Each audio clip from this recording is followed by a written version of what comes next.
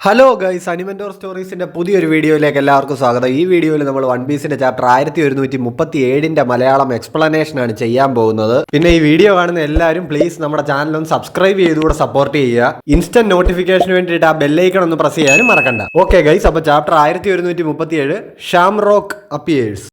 താക്കോൽ എടുക്കാൻ വേണ്ടി ലൂഫിയും ടീമും കൂടെ ചെന്നിരിക്കുന്ന ഓറസ്റ്റ് കൊട്ടാരമാണ് കാണിക്കുന്നത്. അപ്പൊ റോഡ് അവരോട് പറയുന്നത് കേൾക്കാം, ഹരോൾഡ് രാജാവ് മരിച്ചതിന് ശേഷം 14 വർഷമായിട്ട് ആരും ഈ കൊട്ടാരത്തിനടുത്തേക്ക് പോലും വന്നിട്ടില്ല എന്ന്. അങ്ങനെയുള്ളപ്പോ ഈ മുന്നിലെ കഥവൊക്കെ ആരാണ് പൊളിച്ചത്, ഇവിടെ നിന്ന് കാവൽക്കാരൊക്കെ എവിടെ എന്നിങ്ങനെ റോഡ് ആശ്ചര്യപ്പെട്ട് നോക്കി നിൽക്കുകയാണ്. അപ്പൊ നാമി ആണെങ്കിൽ എന്താ ഇവിടെ എന്തെങ്കിലും കുഴപ്പം സംഭവിച്ചോ എന്നൊക്കെ ചോദിച്ചിങ്ങനെ പേടിച്ച് നിൽക്കുകയാണ്. അപ്പൊ ഈ കഥ അകത്ത് നിന്നാണ് പൊളിച്ചിരിക്കുന്നതെന്ന് സോറോ നോട്ട് ചെയ്യുന്നുണ്ട്. അപ്പൊ ഇങ്ങോട്ടേക്ക് നുഴഞ്ഞു കയറാൻ വന്ന ആൾക്കാരാണെങ്കിൽ അങ്ങനെ അകത്തു നിന്ന് പൊളിക്കില്ലല്ലോ, പുറത്തു നിന്നല്ലേ പൊളിക്കത്തുള്ളൂ. അപ്പൊ ഇങ്ങനെ എല്ലാവരും കൺഫ്യൂഷൻ അടിച്ചിരിക്കുമ്പോൾ നമ്മുടെ ലൂഫി പറയാണ്, ഇതെല്ലാം കണ്ടുപിടിക്കാൻ ഒരു വഴിയേ ഉള്ളൂ, നമുക്ക് അകത്തേക്ക് പോവാന്ന്. എന്നിട്ട് ലൂഫി ചാടി അകത്തേക്ക് പോവാണ്. താക്കോൽ എവിടെ എന്നൊക്കെ ചോദിച്ചുകൊണ്ട് ലൂഫി ഇങ്ങനെ അകത്തേക്ക് ഓടുന്നത് നമുക്ക് കാണാം. അപ്പൊ ഈ വളരെ അടുത്ത സമയത്തായിട്ടാണ് ഈ കഥവ് പൊളിഞ്ഞിരിക്കുന്നതെന്ന് സോറോ പ്രത്യേകം നോട്ട് ചെയ്യുന്നുണ്ട്. അപ്പൊ അവര് കഥവ് തുറന്ന് അകത്തേക്ക് കയറുകയാണ്. വളരെ വലിയൊരു കൊട്ടാരമാണ്. അപ്പൊ റോഡിനാണെങ്കിൽ ഇതിനകത്തേക്ക് കയറാൻ ഒരു ചെറിയ പേടിയും ടെൻഷനും ഒക്കെ ഉണ്ട്. ലൂഫി ആണെങ്കിൽ ആസ് യൂഷ്വൽ എക്സൈറ്റഡ് ആണ് ഇത്രയും വലിയൊരു കൊട്ടാരം കണ്ടിട്ട്. സോറോ ആണെങ്കിൽ പറയുന്നുണ്ട് മേലോട്ട് നോക്കിയിട്ട് ഇതിന്റെ സീലിംഗ് പോലും കാണാൻ പറ്റുന്നില്ലല്ലോ, അത്രയ്ക്ക് വലിയ കൊട്ടാരമാണെന്ന്.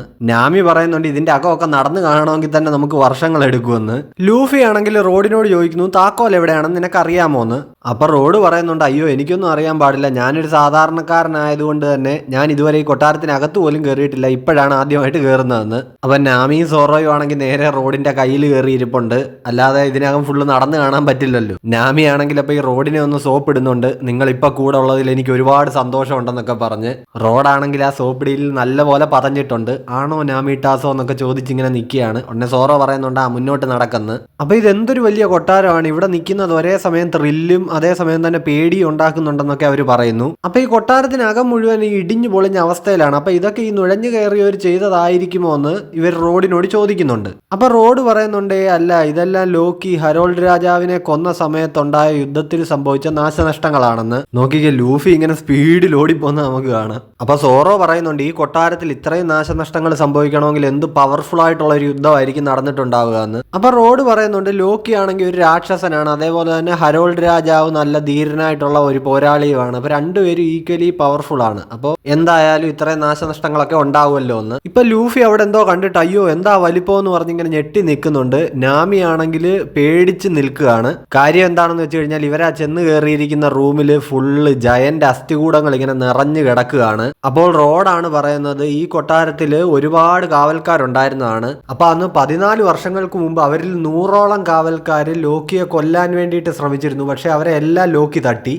ഒരു കാവൽക്കാരൻ മാത്രമേ ആ കൂട്ടത്തിൽ സർവൈവ് ചെയ്തുള്ളൂ, അതാണ് നമ്മുടെ ജാറുൾ. ബാക്കി മരിച്ച കാവൽക്കാരുടെ അസ്ഥികൂടങ്ങളാണ് ഇവിടെ കുന്നുകൂടി കിടക്കുന്നത്. അപ്പൊ ഈ ദുരന്തത്തിന് ശേഷം ഇങ്ങോട്ടേക്ക് ആൾക്കാർ വരുന്നത് വിലക്കി എന്ന് റോഡ് പറയുന്നു. ലൂഫി അവിടെ ഒരു ജയന്റ് വാളിന്റെ മുകളിൽ കയറി ഇരുന്നാണ് കാഴ്ച കാണുന്നത്. നോക്കിക്കേ, ഈ കൊട്ടാരം ഇപ്പൊ പ്രതികാരദാഹികളായിട്ടുള്ള കുറെ ആത്മാക്കളുള്ള സ്ഥലമാണെന്ന് റോഡ് പറയുന്നു. ലൂഫി ആണെങ്കിൽ അവിടെ ഒരു ജയന്റ് തലയോട്ടിയുടെ മുകളിൽ കയറി നിന്നിട്ട് ഹേ ഗൈസ് നോക്കിക്കേ ഇതിന് എന്ത് വലിപ്പമാണെന്നൊക്കെ വിളിച്ചു പറയുന്നു. അപ്പൊ ഈ തലയോട്ടിക്കാണെങ്കിൽ കൊമ്പുകളും ഉണ്ട്, ഇതിന് ഓർസിന്റെ ആരെങ്കിലും ആണോ എന്നൊക്കെ ചോദിച്ച് ലൂഫി ആ കൊമ്പിലേക്ക് ഇങ്ങനെ അള്ളിപ്പിടിച്ച് ഇരിക്കുന്നുണ്ട്. അപ്പൊ റോഡ് പറയുന്നു അത് ഏൻഷ്യന്റ് ജയന്റ് വാരിയർ ക്ലാനിൽ പെട്ട ഒരാളുടെ തലയോട്ടിയാണെന്ന്. ഇപ്പോഴും ആ ഏൻഷ്യന്റ് ജയന്റ് വാരിയേഴ്സിന്റെ ബ്ലഡിൽ പെട്ട ആൾക്കാരുണ്ടെങ്കിലും അവരുടെ ഒരു പ്യുവർ ബ്ലഡ് ലൈൻ ഇൻഹെറിറ്റ് ചെയ്യുന്ന ആരും തന്നെ ഇപ്പോൾ ജീവിച്ചിരിപ്പില്ല എന്ന് റോഡ് ഇവരോട് പറയുന്നു. ഈ കിങ് ഹെറാൾഡ് ഏൻഷ്യന്റ് ജയന്റ് വാരിയേഴ്സിന്റെ പ്യുവർ ബ്ലഡ് ലൈനിൽ പെട്ട ഒരാളായിരുന്നു. അപ്പൊ റോഡാണെങ്കിൽ ഇവരോട് ദേ അങ്ങോട്ട് നോക്കിയെന്ന് പറഞ്ഞിട്ട് ഇവരെ ആ ചുമരിൽ തൂക്കിയിട്ടിരിക്കുന്ന കിങ് ഹെറാൾഡിന്റെ വലിയൊരു ഫോട്ടോ കാണിക്കുന്നു. അപ്പൊ നമ്മൾ കഴിഞ്ഞ ചാപ്റ്ററിൽ കണ്ട കിങ് ഹെറാൾഡിന്റെ ആ വ്യക്തമല്ലാത്ത ചിത്രം ഇപ്പൊ നല്ല വ്യക്തമായിട്ട് കാണാം.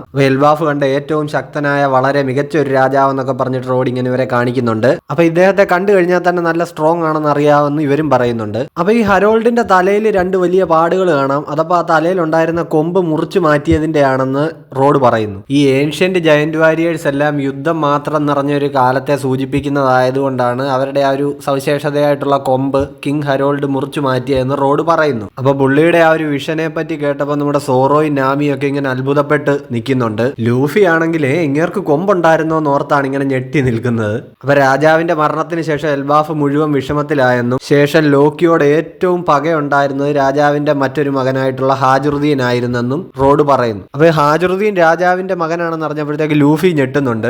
നാമി ചോദിക്കുന്നു ഹാജറുദ്ദീൻ അപ്പൊ ലോക്കിയുടെ സഹോദരനാണോ എന്ന്. അപ്പൊ റോഡ് പറയുന്നു അവരുടെ അമ്മമാര് വേറെ വേറെ ആണെന്ന്. അതായത് രാജ്ഞിയെ വിവാഹം കഴിക്കുന്നതിന് മുമ്പ് മറ്റൊരു സ്ത്രീയില് ഹരോൾഡ് രാജാവിനുണ്ടായ മകനാണ് ഈ ഹാജറുദ്ദീൻ. എൽബാഫിലെ ആൾക്കാരും ഹാജറുദ്ദീന്റെ അമ്മയെ ഇവിടുത്തെ രാജ്ഞിയായിട്ട് അംഗീകരിച്ചിട്ടും ഇല്ല. അപ്പൊ അതെന്താണ് കാര്യമെന്ന് നാമി ചോദിക്കുന്നു. അപ്പൊ റോഡ് പറയുന്നു അതിന് കാരണം അവർ മറ്റൊരു ജയന്റ് രാജ്യത്തിൽ ജനിച്ച സ്ത്രീ ആയതുകൊണ്ടാണെന്ന്. അപ്പൊ സോറോ ചോദിക്കുന്നു രാജ്യം ഏതായാൽ എന്താ, രണ്ടുപേരും ജയൻസ് ആയിരുന്നല്ലോ എന്ന്. അപ്പൊ റോഡ് പറയുന്നു രണ്ടുപേരും ജയൻസ് ഒക്കെ തന്നെ ആയിരുന്നു, പക്ഷെ നിങ്ങൾ സാധാരണ മനുഷ്യർ രാജ്യങ്ങളുടെ പേരിൽ യുദ്ധങ്ങൾ ചെയ്യാറില്ലേ, അതുപോലെ തന്നെയാണ് ഇതുമെന്നും പറയുന്നു. അപ്പൊ ആ പറഞ്ഞതിൽ ഒരു പോയിന്റ് ഉണ്ടല്ലോ എന്നുള്ള രീതിയിൽ സോറോ ഇങ്ങനെ ചിന്തിക്കുന്നു. ലൂഫി ആണെങ്കിൽ ഇവർ ഈ പറയുന്ന ഒന്നും കേൾക്കാതെ പടി കയറി നേരെ മേപ്പോട്ട് ഓടിക്കൊണ്ടിരിക്കുകയാണ്. റോഡ് പറയുന്നു മറ്റൊരു രാജ്യത്തെ ജയന്റില് കുട്ടികൾ ഉണ്ടായി കഴിഞ്ഞാൽ അത് എൽബാഫിലെ രക്തത്തിനെ കളങ്കപ്പെടുത്തുന്നത് പോലെയാണെന്ന്. അപ്പൊ ഈ നിറത്തിന്റെയും ജാതിയുടെയും ദേശത്തിന്റെയും ഒക്കെ പേര് പറഞ്ഞ് നിങ്ങൾ ജയൻസും ആൾക്കാരെ അങ്ങോട്ടും ഇങ്ങോട്ടും മാറ്റി നിർത്താറുണ്ടല്ലേ എന്ന് നാമി ചോദിക്കുന്നു. പക്ഷെ നാമിട്ടാസോയെ നമ്മൾ മാറ്റിയൊന്നും നിർത്തില്ല. നാമിട്ടാസോ ബാക്കിയുള്ളവരെ പോലെയൊന്നും അല്ല, സ്പെഷ്യൽ ആണെന്നൊക്കെ പറഞ്ഞ് റോഡ് നാമിയെ ഒന്ന് സോപ്പിടാൻ നോക്കുന്നുണ്ട്. അപ്പൊ നീ എന്നെ ഒരുപാട് അങ്ങ് പതപ്പിക്കാൻ വരല്ലേ എന്നും പറഞ്ഞ് നാമി റോഡിനെ ആട്ടിവിടുന്നു.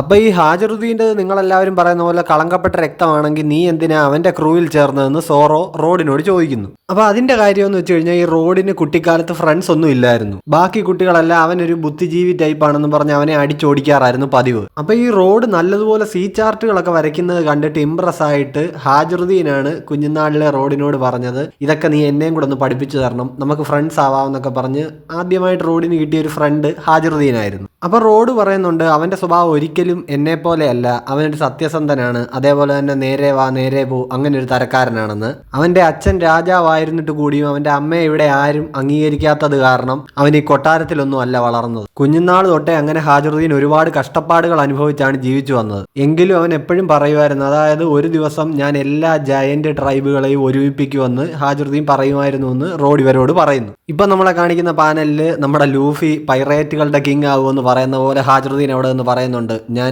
ജയൻസിന്റെ രാജാവുമെന്ന്. അപ്പോൾ കൂടെ ഉള്ളവരെല്ലാം പറയുന്നുണ്ട് നിന്നെ കൊണ്ട് അത് ചെയ്യാൻ പറ്റും ഹാജറുദ്ദീൻ എന്നും പറഞ്ഞ് എൻകറേജ് ചെയ്യുന്നുണ്ട്. അപ്പോൾ റോഡ് ഇവരോട് പറയാണ് ഹാജറുദ്ദീന്റെ ആ ഒരു സ്വപ്നം സത്യമാക്കാൻ എനിക്ക് അവന്റെ കൂടെ നിൽക്കണമെന്ന്. ഈ ടൈപ്പ് മോട്ടിവേഷൻ കേട്ട് മനുഷ്യനിവിടെ ബോറടിച്ചിരിക്കുകയാണെന്നും പറഞ്ഞ് സോറോ ഇങ്ങനെ തിരിഞ്ഞിരിക്കുന്നുണ്ട്. കിങ് ഓഫ് പൈറേറ്റ്സ് ആവാൻ നടക്കുന്ന ആളുടെ വലങ്കൈ ആണല്ലോ സോറോ. അപ്പൊ ലൂഫി ഇവരെ ദൂരെ നിന്ന് ഇങ്ങനെ വിളിക്കുകയാണ്, ഹേ ഗൈസ് ഇങ്ങോട്ട് വന്നതേ, ഇവിടെ കുറച്ച് ജയൻസ് ബോധം കെട്ട് കിടക്കുന്നു എന്ന് പറയുന്നു. ഗുങ്കോ അറ്റാക്ക് ചെയ്ത ആ ഗാർഡ്സിനെ ആയിരിക്കും ലൂഫി കണ്ടിട്ടുണ്ടായിരിക്കുക. പിന്നെ നമ്മളെ അണ്ടർവേൾഡ് ആണ് കാണിക്കുന്നത്. ലോക്കി അലറുന്ന ശബ്ദം നമുക്ക് കേൾക്കാം. നിനക്ക് ഇപ്പോഴെങ്കിലും ബോധ്യം വന്നോടാന്ന് ഗുങ്കോ ലോക്കിയോട് ചോദിക്കുന്ന നമുക്ക് കേൾക്കാം. ഇപ്പൊ ലോക്കിയുടെ മുഖം നോക്കിക്കഴിഞ്ഞാൽ ആകെ അടി കൊണ്ട് ഡാമേജ് ആയിരിക്കുകയാണ്. എനിക്ക് ഈ ഇരിക്കുന്ന സ്പോട്ടിൽ നിന്ന് അനങ്ങാൻ പറ്റാതായി പോയി, അതുകൊണ്ടാണ് ഇപ്പൊ ഇതെല്ലാം സംഭവിച്ചതെന്ന് ലോക്കി പറയുന്നുണ്ട്. അപ്പൊ ആ ഹുഡി ഇട്ട ഷാങ്സിന്റെ അവരം പറയുന്നുണ്ട് നിനക്കിപ്പോ അനങ്ങാൻ പറ്റുമായിരുന്നെങ്കിലും ഇതൊക്കെ തന്നെ സംഭവിക്കുള്ളായിരുന്നു എന്ന്. അപ്പൊ ഗുങ്കോ ലോക്കിയോട് പറയുന്നു നിന്നെ പോലെ ലോ ക്ലാസ്സിൽപ്പെട്ട ഒരുത്തനും ദൈവത്തിന്റെ സ്ഥാനത്തിരിക്കാനുള്ള ഒരു ചാൻസ് ആണ് ഞങ്ങൾ ഓഫർ ചെയ്യുന്നത്, അല്ലാതെ നിന്നെ പോലെ ഉള്ളവന്മാർക്കൊന്നും ഗോഡ്സ് നൈറ്റിന്റെ സ്ഥാനം സ്വപ്നം കാണാൻ പോലും കഴിയില്ല എന്ന് ഗുങ്കോ പറയുന്നു. അപ്പൊ ഗുങ്കോ അവളുടെ ആ ദേഹത്ത് ചുറ്റിയിരിക്കുന്ന ബാൻഡേഡ് പോലുള്ള ആരോയിൽ ചവിട്ടി ഇങ്ങനെ നിൽക്കുകയാണ്. അപ്പൊ ആ ആരോസ് ഇപ്പൊ ലോക്കിയുടെ നേർക്ക് ഇങ്ങനെ പോകുന്നത് നമുക്ക് കാണാം. അപ്പൊ ലോക്കി അവിടെ ഇരുന്ന് പറയുന്നുണ്ടോ നാശം വീണ്ടും തുടങ്ങിയല്ലോ എന്ന്. അപ്പൊ ഇത് ഗുങ്കോയുടെ ഒരു അറ്റാക്കിംഗ് മൂവ്സ് ആണ്. അപ്പൊ ആ ആരോസ് ലോക്കിയുടെ മുഖത്തിന്റെ സൈഡിലോട്ടും പിന്നെ മുകളിലോട്ടും ഒക്കെ ഇങ്ങനെ പോകുന്നത് നമുക്ക് കാണാം. ഇപ്പൊ കാര്യമെന്ന് വെച്ച് കഴിഞ്ഞാൽ ആ ആരോ പോകുന്ന ഡയറക്ഷനിലായിരിക്കും ഗുങ്കോയുടെ അടുത്ത അറ്റാക്സ് വരുന്നത്. അപ്പൊ ലോക്കി അവിടെ ഇരുന്ന ആരോയുടെ മൂവ്മെന്റ്സ് കണ്ടിട്ട് ഗുങ്കോയോട് ഇങ്ങനെ പറയുന്നുണ്ട് നീ ഇപ്പൊ ഫുൾ സ്പീഡിൽ വന്നിട്ട് എന്റെ മുഖത്തിന്റെ വലത്തെ സൈഡിൽ ഒരു കിക്ക് തരും, എന്നിട്ട് എന്റെ തല സൈഡിലേക്ക് തിരിയുന്ന നെക്സ്റ്റ് സെക്കൻഡ് തന്നെ കൈ മടക്കി താടി കിട്ട അടുത്ത കിക്ക്. അപ്പൊ ഈ വരാൻ പോകുന്ന കിക്കിനെ പറ്റി മുൻകൂട്ടി വാണിങ്ങി തന്നതിന് നന്ദിയുണ്ടെന്ന് ലോക്കി പറയുന്നു. അപ്പൊ ഗുങ്കോ പറയുന്നുണ്ട് അതെ ഈ ആരോസിന്റെ ഡയറക്ഷൻ വെച്ചിട്ട് എന്റെ അടുത്ത അറ്റാക്ക് എങ്ങനെ ആയിരിക്കും നിങ്ങൾക്ക് പറയാൻ പറ്റും, പക്ഷെ അതൊരിക്കലും നിങ്ങൾക്ക് തടുക്കാനാവില്ല എന്ന്. എനിക്ക് മാത്രമേ ഈ അറ്റാക്ക് നടക്കുന്നതിന് മുമ്പ് സ്റ്റോപ്പ് ചെയ്യാൻ പറ്റൂ എന്ന് ഗുങ്കോ പറയുന്നുണ്ട്. അപ്പൊ അതുകൊണ്ട് ഫൈനലായിട്ട് അറ്റാക്ക് ചെയ്യുന്നതിന് മുമ്പ് ഗുങ്കോ ഒന്നുകൂടി ലോക്കിയോട് ചോദിക്കുകയാണ് നീ ഗോഡ്സ് നൈറ്റ് ചേരുവോ എന്ന്. എന്നിട്ട് ഗുങ്കോ ഇങ്ങനെ അറ്റാക്കിംഗ് പൊസിഷനിൽ ആ ബാൻഡേഡിന്റെ മുകളിൽ കയറി ഇങ്ങനെ നിൽക്കുകയാണ്. ഉടനെ ലോക്കി വിളിച്ചു പറയുന്നുണ്ട് എനിക്ക് മനസ്സില്ലടി പുല്ലേ എന്ന്. ഗുങ്കോ ആണെങ്കിൽ പിന്നെ ഒരു സെക്കൻഡ് പോലും വേസ്റ്റ് ചെയ്യുന്നില്ല, നേരെ ആ ആരോസി ചവിട്ടി പറന്നു എന്ന് ലോക്കി പറഞ്ഞതുപോലെ തന്നെ കാല് വെച്ചിട്ട് മുഖത്തിന്റെ വലത്തെ സൈഡിൽ തന്നെ നല്ല കിടിലൊരു കിക്ക്.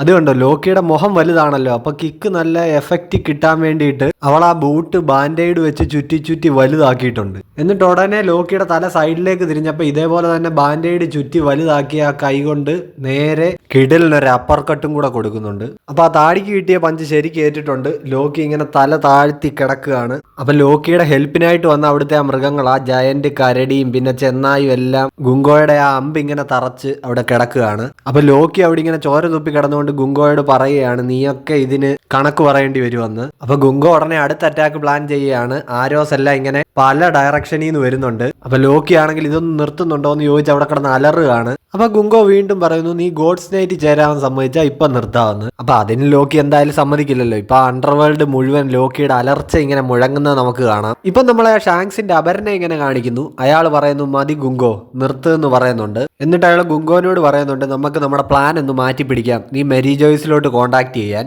ആ ഫേസ് നോക്കിയ ഗൈസ് കറക്റ്റ് ഷാങ്സ് ആണ്. ആ മുഖത്ത് ആ സ്കാർ ഇല്ലെന്നുള്ളത് മാത്രമേ ഉള്ളൂ ഡിഫറൻസ്. അപ്പൊ എന്തായാലും ഈ ഒരു ചാപ്റ്ററോട് കൂടി ഷാങ്സിന്റെ മേലിലുള്ള ആ റാറ്റ് അലിഗേഷൻ പൂർണ്ണമായിട്ട് മാറിയിരിക്കുകയാണ്. ഇപ്പൊ നോക്കിക്കഴിഞ്ഞാൽ ഇയാൾ ഗോഡ്സ് നൈറ്റ്സിന്റെ ക്യാപ്റ്റൻ ആണ്. ഇയാളുടെ പേര് നമുക്ക് തന്നിട്ടുണ്ട്, ഫിഗർലാൻഡ് ഷാംറോക്ക്. അതായത് ഇപ്പൊ 5 എൽഡേഴ്സിൽ ഒരാളായിട്ട് ചാർജ് എടുത്തിട്ടുള്ള ഫിഗർലാൻഡ് ഗാർലിങ്ങിന്റെ മകൻ. അപ്പൊ ഈ ഗോഡ് വാലി ഇൻസിഡന്റ് നടന്ന സമയത്ത് വളരെ പ്രോമിനന്റ് ആയിട്ടുള്ള ഒരു ഫിഗർ ആയിരുന്നു ഈ ഫിഗർലാൻഡ് ഗാർലിംഗ്. അപ്പോഴത്തെ പുള്ളിയുടെ ആ യങ് ആയിട്ടുള്ള ഫേസ് ഒക്കെ കറക്റ്റ് ഷാങ്സുമായിട്ട് നല്ല റിസംബ്ലൻസ് ഉണ്ടായിരുന്നു. അപ്പോഴേ ഒരുപാട് തിയറീസ് ഒക്കെ വന്നിരുന്നതുമാണ്. അതേപോലെ തന്നെ ഈ ഗോഡ് വാലി ഇൻസിഡന്റ് നടന്ന ടൈമിൽ അവിടെ നിന്നും എടുത്തുകൊണ്ട് വന്ന ഒരു ട്രഷർ ചെസ്റ്റിൽ നിന്നാണല്ലോ റോജറിന് നമ്മുടെ ഷാങ്സിനെ കിട്ടുന്നത്. പിന്നെ വൺ പീസ് റെഡ് എന്ന മൂവിയിൽ ഷാങ്സ് ഫിഗർലാൻഡ് ബ്ലഡ് ആണെന്നൊരു ഹിന്റ് ഇട്ടിരുന്നു. あの娘がフィガーランド家の血筋でもか。 സോ ഇപ്പൊ ഈ ഫിഗർലാൻഡ് ഷാംറോക്കിന്റെ ഇൻട്രൊഡക്ഷനും കൂടി ആയി കഴിഞ്ഞപ്പോൾ ആ ഇവിൾ ട്വിൻ തിയറി കംപ്ലീറ്റ് ആയിരിക്കുകയാണ്. അപ്പൊ നമുക്ക് ചാപ്റ്ററിലേക്ക് വരാം. അപ്പൊ ഷാംറോക്ക് പറയുകയാണ്, ഇങ്ങനെ പോയി കഴിഞ്ഞാൽ നമ്മുടെ പദ്ധതി നടക്കുമെന്ന് തോന്നുന്നില്ല, ഇത് കുറച്ച് തന്ത്രപരമായിട്ട് കൈകാര്യം ചെയ്യാമെന്നാണ് ഞാൻ കരുതിയിരുന്നത്, പക്ഷെ ഇനിയിപ്പോ എന്തായാലും അത് വേണ്ട എന്ന് പറയുന്നു. അപ്പൊ ഗുങ്കോയും പറയുന്നുണ്ട്, അതെ മരണത്തിന് മുന്നിൽ പോലും യുവമാരൊരു പതർച്ച കാണിക്കുന്നില്ല എന്ന്. യുവമാർക്ക് എന്തിലെങ്കിലും ഉള്ള ഒരു അടിയുറച്ച വിശ്വാസമായിരിക്കുമോ ഇതിന് കാരണമെന്നൊക്കെ അവൾ ഇങ്ങനെ ചിന്തിക്കുന്നുണ്ട്. ഗുങ്കോയുടെ ഡെവിൾ ഫ്രൂട്ട് ആരോ ഫ്രൂട്ട് ആണെന്നുള്ളത് നമുക്ക് താഴെ ഡിസ്ക്രിപ്ഷനിൽ തന്നിട്ടുണ്ട്. അപ്പൊ ഷാംറോക്ക് പറയുന്നുണ്ട്, വളരെ പണ്ട് ഈ ന്യൂ വേൾഡ് ഫുള്ള് കൈപ്പിടിയിൽ ഒതുക്കി വെച്ചിരുന്നവരായിരുന്നു ഈ എൽബാഫിലെ കരുത്തരായിട്ടുള്ള പോരാളികൾ. ഈ എൽബാഫിനെ എന്ത് വില കൊടുത്തിട്ടാണെങ്കിലും നമ്മൾ വേൾഡ് ഗവൺമെന്റിന്റെ കാൽച്ചുവട്ടിൽ എത്തിച്ചിരിക്കും എന്ന് ഷാംറോക്ക് പറയുന്നിടത്ത് ചാപ്റ്റർ 1137 എൻഡ് ആവുകയാണ്. അപ്പൊ അതാണ് ഇവർ എൽബാഫിലേക്ക് വന്നതിന്റെ പിന്നിലെ ലക്ഷ്യം, എൽബാഫിനെ വേൾഡ് ഗവൺമെന്റിന്റെ കൺട്രോളിൽ എത്തിക്കുക. ഇപ്പൊ നോക്കിയാൽ ചാപ്റ്ററിന്റെ എൻഡില് ഗോഡ്സ് നൈറ്റ്സ് ഹാവ് മൊബിലൈസ്ഡ് എന്നും പറഞ്ഞൊരു നോട്ട് കൊടുത്തിട്ടുണ്ട്. പണ്ട് ഡ്രാഗൺ പറഞ്ഞിട്ടുണ്ടല്ലോ, ഗോഡ്സ് നൈറ്റ്സ് നീങ്ങി തുടങ്ങി കഴിഞ്ഞാൽ അത് യുദ്ധത്തിന്റെ വരവാണെന്ന് ഓർത്തോണമെന്ന് ഒരു വാക്ക് പറഞ്ഞിട്ടുണ്ട്. അപ്പൊ എന്തായാലും ഇനിയും വരാനിരിക്കുന്ന ചാപ്റ്റേഴ്സ് എല്ലാം വൻ കിടിലമായിരിക്കും എന്നൊരു സൂചനയാണ് നമുക്ക് കിട്ടിയിരിക്കുന്നത്. അപ്പൊ ആ ചാപ്റ്ററിന്റെയൊക്കെ എക്സ്പ്ലനേഷൻ വീഡിയോ ആയിട്ട് നമ്മൾ എത്തുന്നതായിരിക്കും. ചാനൽ സബ്സ്ക്രൈബ് ചെയ്തും വീഡിയോ ഷെയർ ചെയ്തും ഒക്കെ മാക്സിമം സപ്പോർട്ടായിട്ട് നിങ്ങളും കൂടെ വേണം. അപ്പൊ ചാപ്റ്റർ 1138 എക്സ്പ്ലനേഷൻ വീഡിയോ ആയിട്ട് അടുത്ത ആഴ്ച കാണുന്നവരേക്കും ബൈ ബൈ.